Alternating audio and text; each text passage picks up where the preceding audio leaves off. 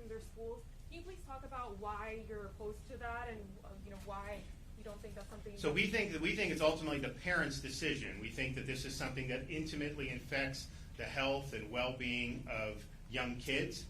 We had a whole year to watch how this is developed in Florida and throughout the United States and throughout the world. And I can tell you in Florida, we had school districts that mandated it last year, others that didn't. Same with private and charter. And there was no statistical difference in terms of the cases. There was a study done by Emily Oster at Brown University, looked at New York, Massachusetts, and Florida. They found no correlation to forced masking and differences in cases.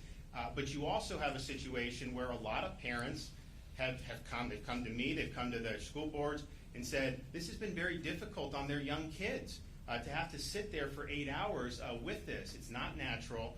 It's never been studied what the effects of that are. NIH has a $42 billion budget. They've not spent a single penny since COVID started studying how these mitigations affect kids. So ultimately, my view is it's a parent's decision. If you believe in the masking during the school, you're free to do it. No one's saying you can't do it.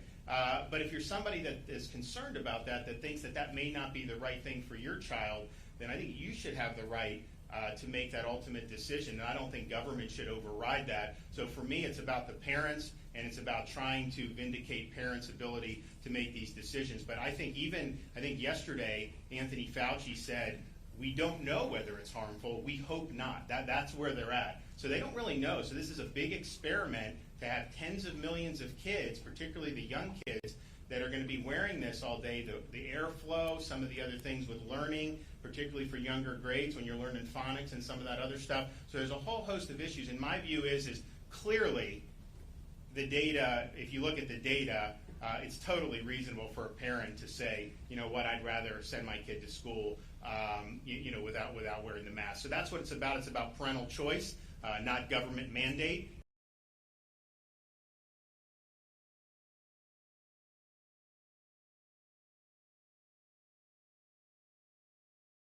Thanks for watching Bloomberg Quick Take Now. Subscribe to our channel to see the biggest stories the moment they happen from around the world, and tune in to our 24/7 live stream for global news coverage, interviews, deep dives, shows, and documentaries on the stories you care about.